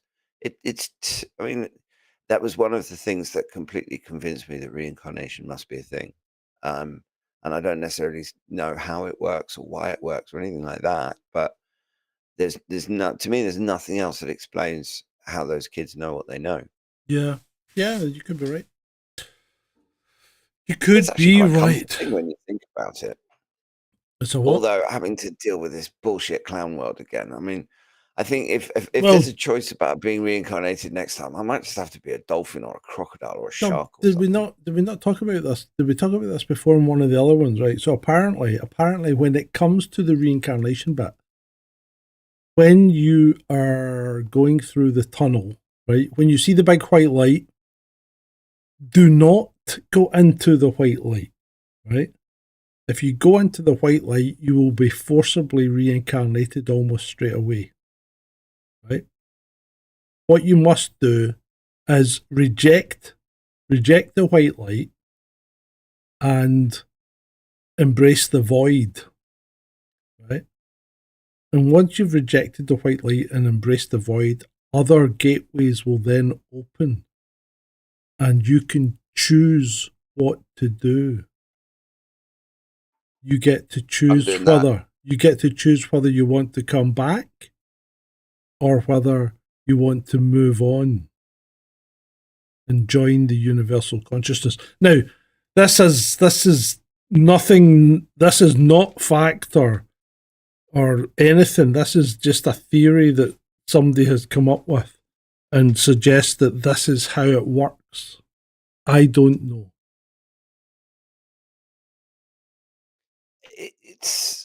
I've heard similar things. The Buddhists call it Bardo, the enlightened. One of the things about the Buddhism is that they believe that once you actually reach that state of enlightenment, say people like the Dalai Lama, Mhm. who are not convinced, but anyway, politics aside, that's what you're describing is consistent with other things that I've heard from other sources. Yeah. And the Buddhists call it bardo, is that state in between. and that once you reach a state of enlightenment, and if you die in the right way, because the method of death is also really important to that, because you have to be conscious when you cross over, and you have to be at peace with it. If you cross over, that's maybe this is where ghosts come from. That if Right. it's like a murder, and it's something where you're not, it's Yeah. not the natural conclusion of your life, and your life is coming to an end, and then you sort of move on. If that consciousness is ripped away by particularly by someone else, maybe that causes problems. But it's the same thing. That if you go immediately towards that white light, you You're essentially, back into recycling. yeah, it's Yeah. just like, oh, Clown World Part 2. So just think, don't just think of the white light as the clown. Don't go towards the clown. Yeah. But then again, maybe it's a trick. Maybe it is a trick. Maybe we've just given people very bad advice, and we've condemned a bunch of souls to wander the void for all eternity in in depressing blackness. I don't know. Oh If that God. happens, I'm really sorry. Don't. You imagine fucking Ed and John told me to Oh, do Christ. this. Can you imagine them wandering? Oh God, wandering around the void for all eternity, cursing us. God. Oh dear. That would be funny, wouldn't it? Yeah. Yeah, not, but yeah, Yeah. but no. Yeah, but no, but yeah, but no, but it's funny though.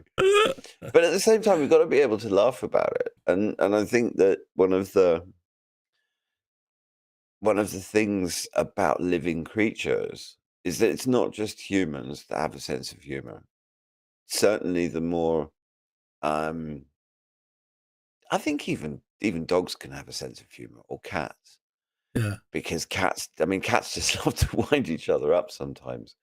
And cats will do stupid shit for, it's like when they knock stuff over, and it's like you'll see a cat just literally slide something off a table and then watch it fall. And I mean, that's it. The cat must be getting some sort of amusement from it. Mhm. Yeah. And I actually think laughter is a big part of consciousness. So did you see that there was an article last week, I think, where apparently scientists, I haven't read the article, I'd just seen the headline and a picture about it. And I was just so depressed about the actual headline that I thought, I'm not even going to read that, right? Because the headline was scientists have taught a gorilla about the fact that it will die one day. And I think, you fucking heartless bastard. Why would you do that? Um, okay, it's an interesting that you brought a gorilla story, because I've got another gorilla story, which is a very touching video that I saw a couple of days ago. That there was a gorilla that Robin Williams made friends with. Mhm. And this, I can't remember the name of the gorilla. I'd have to look it up. But the gorilla had been taught both sign language, but it also understood roughly 2,000 different words. Yeah, yeah. And when it was told that Robin Williams had died, it got really upset. And I just think that it's not just humans that have a concept of death, is what I'm saying. I think that Yes, yes. I know that animals have a I concept mean, of death, but do they have a concept of their own personal mortality? Because that's something, I think that's something that you need a certain level to understand. I mean, it's like the old experiment where you put, and this is a genuine thing, where you put a mirror in a jungle and you work out how intelligent the animals are by how long it takes for them to understand that they're not looking at another animal, but they're looking at a reflection of themselves. um, yeah, that's a good one. And I mean, you see it with it's actually, this is a funny one. I'm not sure, because you're a similar, not roughly similar generation to me, in the sense that you remember CRT TVs. One of the things that I noticed with LCDs, and particularly the 4K TVs, Yeah. is that animals can see them. It's like Yeah. my cat could never see my CRT TV. You could put something on for the cat, and it just wouldn't That's react interesting. to it at all. So Whereas when the scan lines were too slow for cats. I don't know. Possibly. I don't know what the technology the technobiological reasons behind it are, but you now see people videotaping or filming their pets watching TV and reacting to things that are happening on screen. You never saw that with the old cathode ray tubes, and even the old LCDs and the old sort of plasma flat screens didn't have the same thing. So it must be scan lines, refresh rates. I don't know. Maybe the Yeah. resolution or Ray says something. 25 frames is too slow for cats. I have noticed that Ray says a lot of things. You have to be careful. Look, don't start I'm disparaging the not. bloody audio. I'm only kidding him on. He likes. I'm pretty sure he likes being God. kidded on. He's an old lefty, you know. He's Well, not a let's hope lefty. so. He's not a lefty. Bloody chasing the fucking audience away, dickhead. Well, we've done all right because we've slowly grown since we started. Oh, that's good. Grown. Grown's a word. How long have we been on? Oh, yeah. Well, Ray says pigeons work at 200 frames a second. I mean, I don't know. It might be true. It's why they react Birds so they slowly to do. cats coming at them.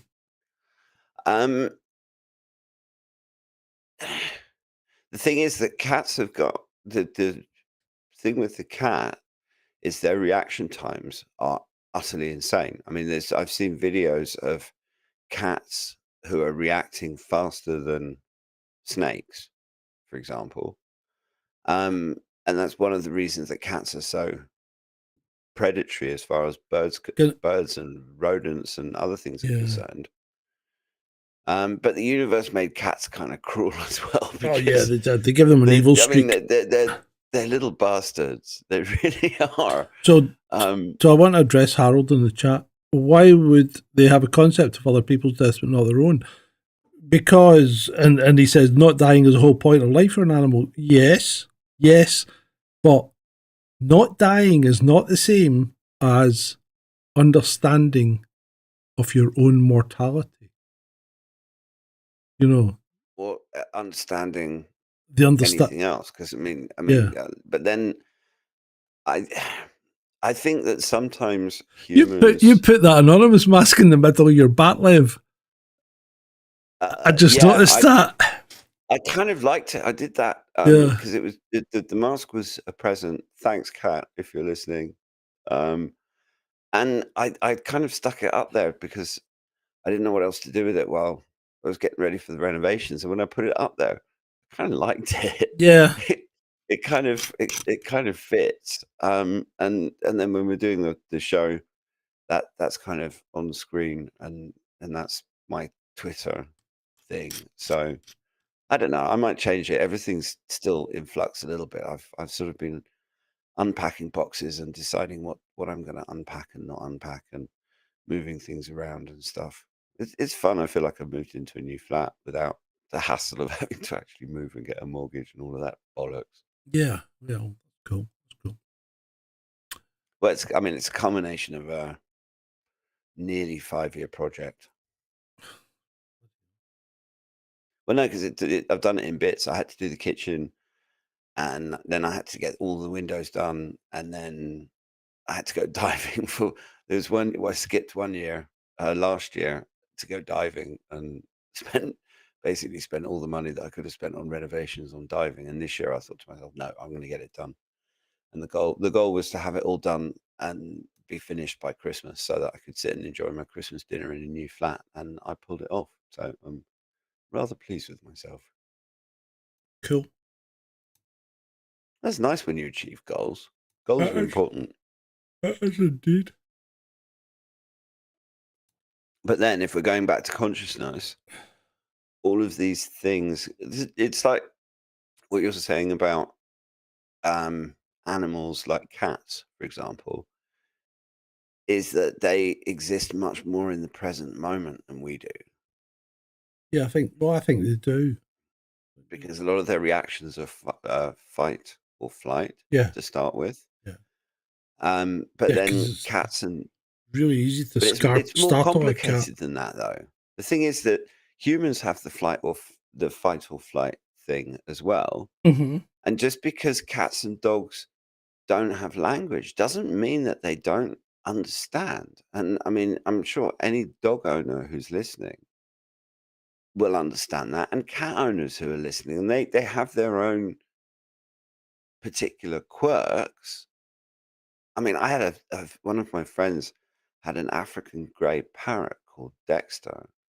And African greys are some of the funniest, cheekiest. Basically, he lived in a house with two large Weimaraner dogs, and the bird was the boss. Literally, he would do things like, because they'd clipped his wings, Mm-hmm. so he couldn't fly loads, but he could get off the ground. They didn't clip his wings to the point where he couldn't fly at all, Mm-hmm. and so he could fly from the top of a cupboard down to the ground and stuff like that.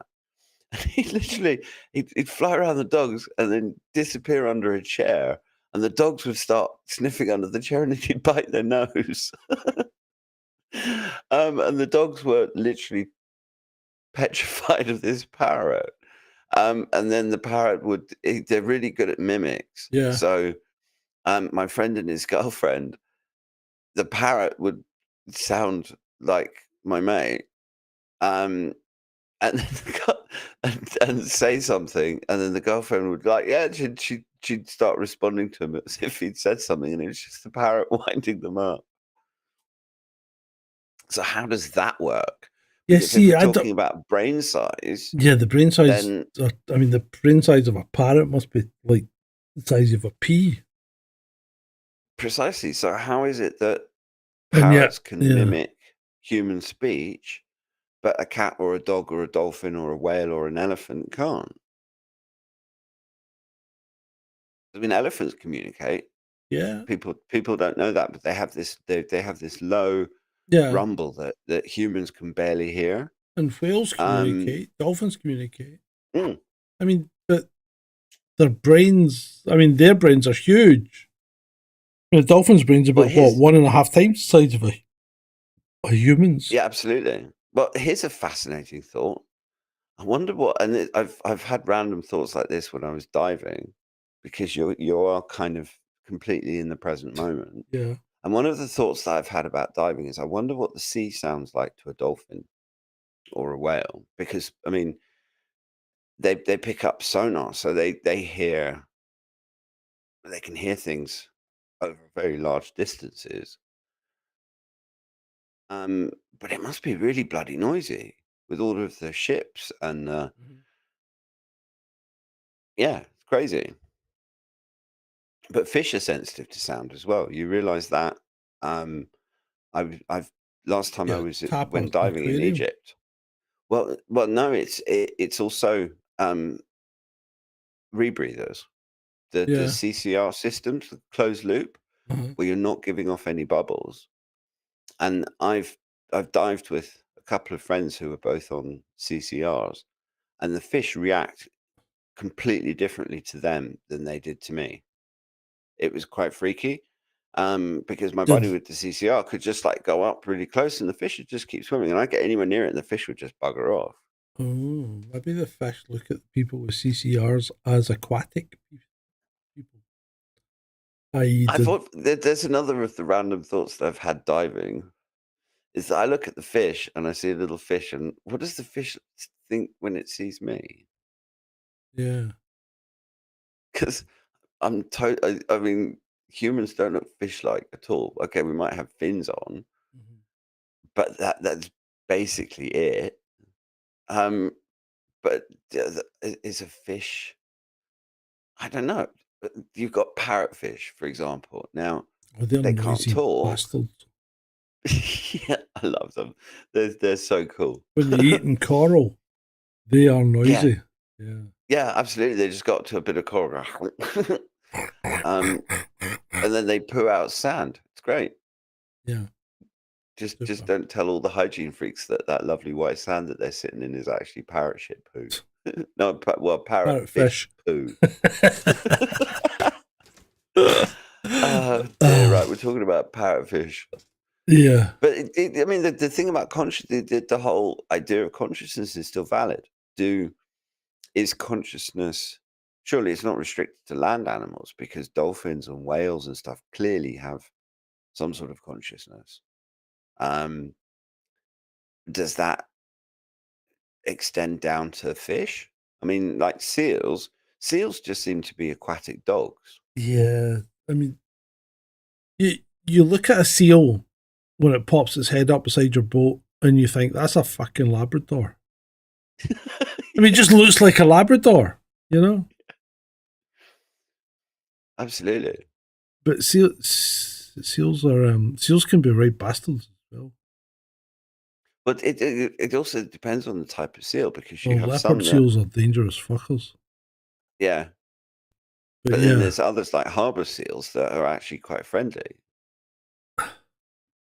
yeah, yeah. But how much is consciousness involved? Because I mean, being Well, there's got reincarnated to as be a seal would be something. kind of fun. So this idea Unless of you get yours eaten that, by an orca. yeah, that's the problem with being a seal. Yeah. Yeah. Shark or orca. Yeah. Well, you could always be reincarnated as an orca. That would Oh be kind yeah. of fun. Orcas are But pretty. then you get freaking killed by bloody humans. There's not a lot takes on an orca. And humans don't normally hunt orcas. That's true. So Fair point. Actually, an orca would be a good, yeah. Polar bear. you're That'd be. pretty near the top of the chain if you're an orca. Yeah, I think if this is to me, this is the real key factor is that if reincarnation is a thing and I get to choose, You want to be I high up in want the to be chain. as high up on the food chain as possible. Polar bear would be fun because if you're Yeah. a polar bear, you can swim, and you kind of you're the one hunting seals, so it'd be more fun being a polar bear than a seal. There are very Yeah. few things that can kill a polar You've bear. heard that joke, haven't you? About the polar bear and its cub. They're No. trudging across the snow. The polar bear cub's caught following the mum and they're trudging along. And the polar bear cub goes, Mum, are you sure I'm a polar bear? And the polar bear goes, Yes, you're a polar bear. Your fur's all white, aren't you? Isn't it? The cub goes, Yeah. Keeps walking. And the polar bear cub goes, Mum, are you sure I'm a polar bear? She turns around and goes, Look, you eat seals, don't you? Yeah, I do. Okay. Mum, are you sure I'm a polar bear? Mum goes, Yeah, look, it's all snowy around here, isn't it? And we're in a blizzard. And the polar bear goes, the cub goes, Yeah. And they're walking along. And the polar bear cub goes, Mum, are you really sure I'm a polar bear? And the mum goes, What the hell do you keep asking me if you're a polar bear for? And the cub goes, 'Cause I'm fucking freezing.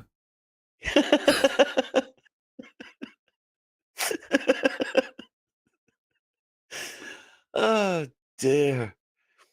I'm sure polar bears do get cold, but it probably has to get very, very cold Well, I don't know. to They to seem to swim in the Arctic oceans without any Mm, compunction.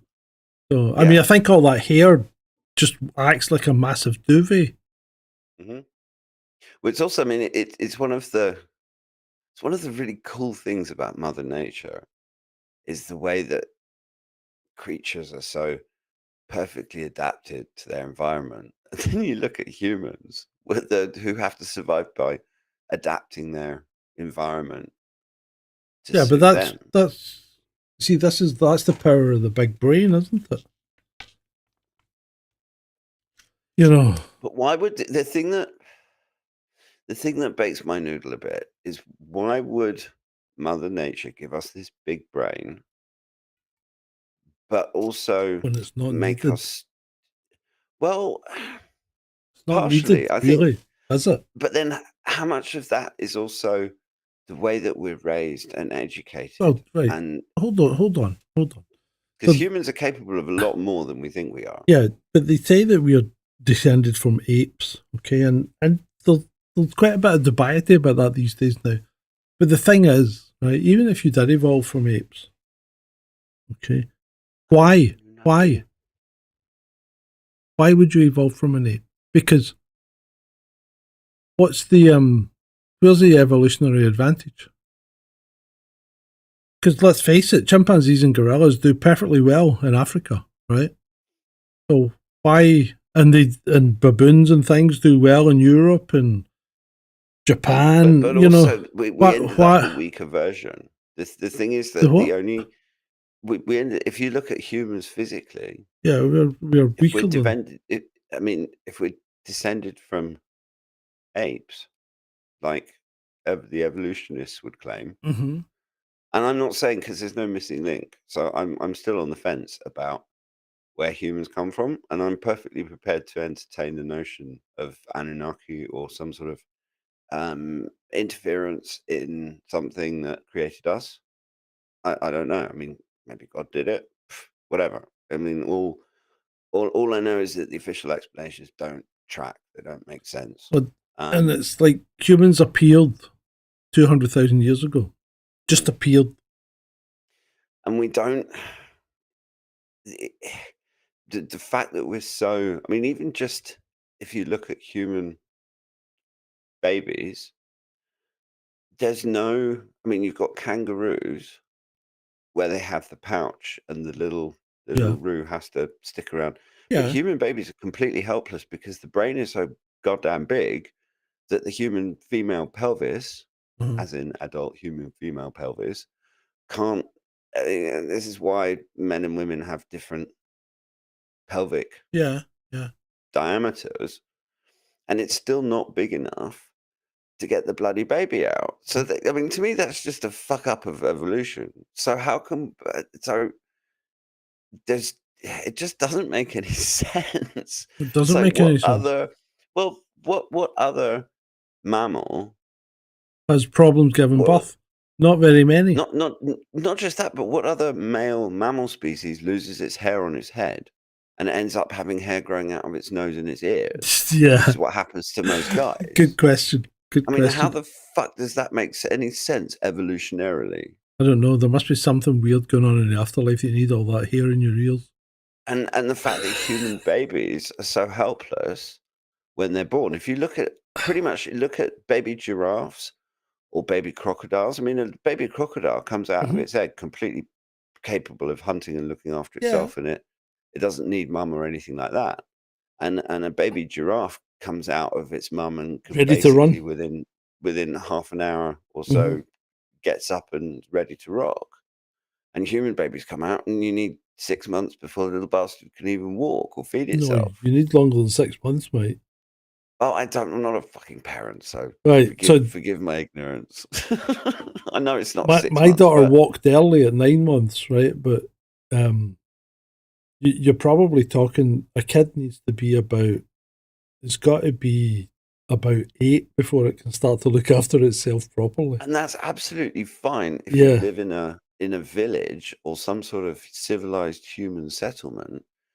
But if you're a hunter gatherer human, having a little kid that popped out and could suddenly walk and start helping you hunter and gather is Mhm. makes far more sense Yeah. evolution Yeah. from an evolutionary perspective. I know, I know. And Right. here's the kicker. Go Let's just on. finish What's the this off. kicker? I've got one final one. Is going back to consciousness. Mhm. If the Anunnaki story from Zachariah Stitchin is correct, and we're somehow some sort of advanced race interfered with our biology or whatever, Yeah. Yeah. where does the consciousness then come from? Does the consciousness then come from the same source that it did for the ape ancestors that we may or may not have had? Or does that consciousness get imparted Yeah. by It's a good question. I don't know. maybe we're just some sort of really complex AI experiment that went out of control. Is what is it? Chromosome 2? That's the issue. Mm.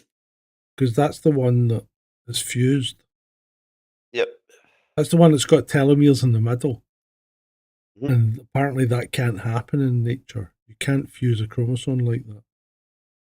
So Well, this if is it can't happen in nature, how did it happen? Right? So the question is, was it done artificially? And if it was done artificially, that means someone gene edited us. Or you know what that something means. gene edited us. And that means external interference in our evolution. Mm-hmm. Absolutely.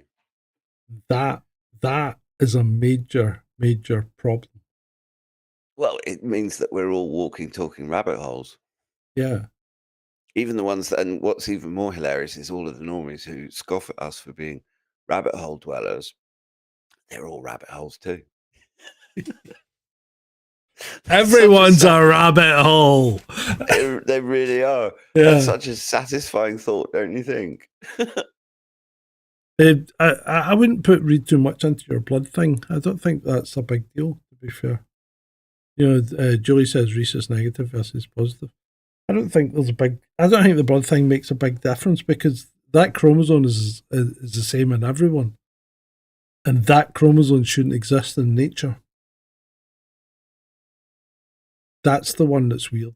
That one is really, really, really and freaking weird. It's also weird that it applies across all of humans, regardless of whether we're Chinese, African, Inuit, white, Caucasian, whatever. Across the whole it doesn't gamut. matter. Yeah. We all have that one same, which is really fucked up when you think about it, because there's plenty of, because I mean there are chromosomal DNA differences between black people and white people, and between black people, white people, and Asian people, and between everybody and what's his name, James Corden, because he's clearly like, I can't stand that. I mean, he's definitely a few chromosomes short of a full house. I don't like him. No, I don't like him either. But Don't that like applies Russell to Bland either. Oh, let's not start listing out people we don't like, because we'll be here all night. We could be.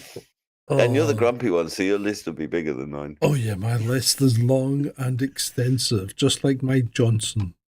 Just like him. That's a quote. It's time to wrap. That's a quote now. from a movie.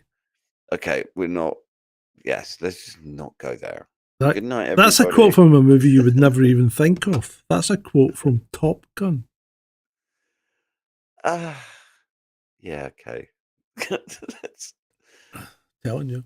Right, okay. So thank you, Ed. I think it's been a rather illuminating evening. I've really enjoyed it.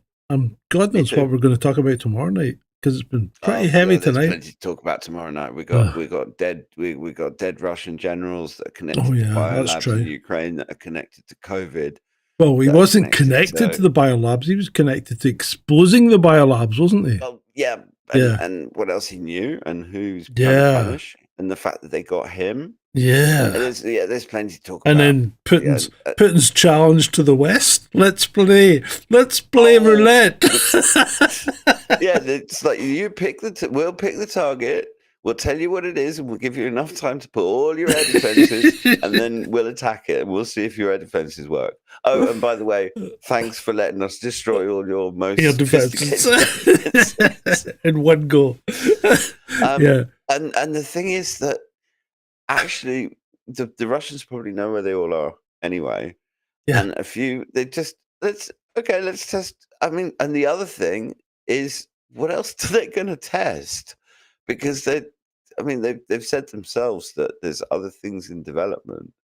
So what's after the Orezhnik? I mean, something with longer range. Let's put some actual explosives in the Orezhnik and see what that does. I mean, it's like the Russian military scientists are like, what fuckery can we come up with today, people? And Medvedev's like, just give it to them. People are like, oh, Putin's a dictator. The person in Russia that scares me a little bit. I mean, I kind of like him too, because I think he's playing bad cop to Putin's good cop. There's always felt like an element of that. But Dmitry Medvedev, some of the shit he comes out with is just like, you'd be lucky that Paris is not a smoking crater, and that Westminster isn't a lake connected to the Thames. Yeah. What have you watched the Jackal? Nah, no, I've You seen saw- Day of is the it- Jackal. No, this is a TV series. It's new. It is fairly new. It's very good. I'd recommend it. Okay, I'll have a look. I would recommend it. It's very good. I'm going to be now the flat's done. I've got my life back, and I can actually chill out and stuff. Right. So. Okay. So we shall leave you all. Julie, have you had your pies yet? just wondering if they arrived, because they probably should have arrived today in 24 hours. They were sent with 24-hour delivery, so they should have been there by at least 3 o'clock. So I don't know if they have arrived or not. No. Oh dear. I'm worried about the pies because there was a little bit of leakage as I posted them. A little bit of strawberry juice had come out the box. I thought I'd sealed them pretty well as well, but yeah, I think Andy needs to improve our she needs to improve the kind of the juice. It needs to be thicker. Anyway, apart from that, You know about Tupperware, yeah? yeah, you can't send people pies in Tupperware if you're selling them to them. Tupperware's too expensive. Right. Okay. The pie's But anyway. probably eaten by the postman. I wouldn't have thought so. But thank you very much, people. It's been great, as always. For certainly for me. Has it been great for you, Ed? It's been fun. I've had a great time, and I'm up for all in tomorrow. So Right, excellent. We haven't had a good all in for a while, have we? Or when tonight I was say a it, test, because I'm running this jury rigged. and you're doing fine, mate. USB I think hub you're doing fine. shit. I think you're doing Yeah, fine. no, I managed to keep it up, but my main hub has got USB controller failures, and I've got a new one on its way. But this works, so we can do this Spot tomorrow. on. Excellent. See you tomorrow. See you tomorrow.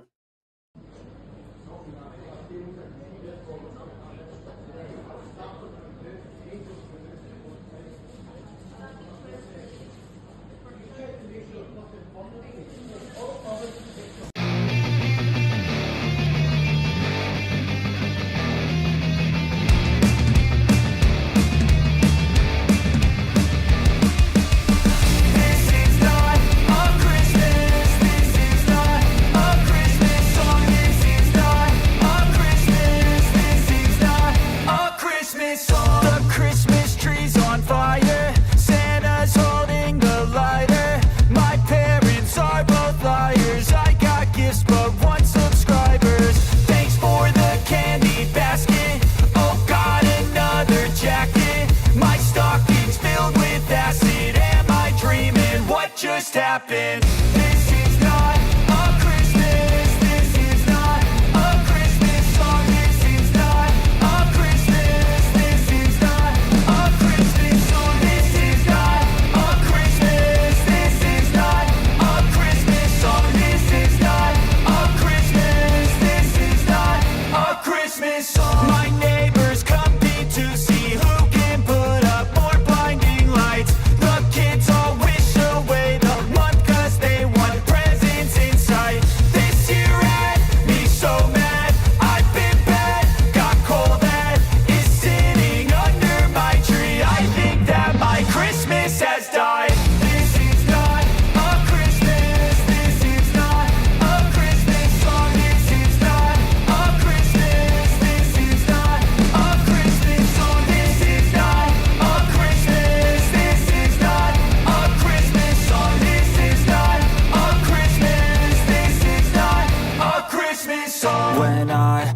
just a boy. Christmas brought so much joy.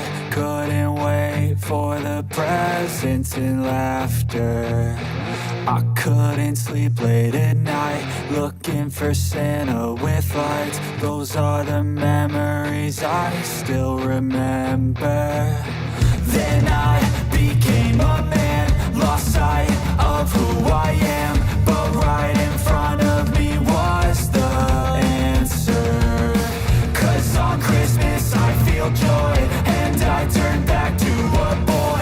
The answer is to stay young forever.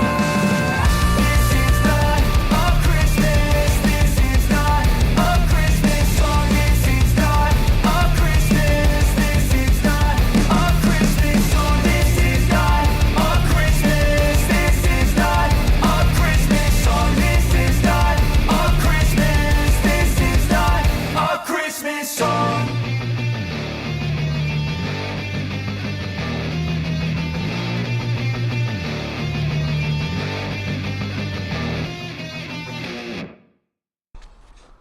Which one of you did that?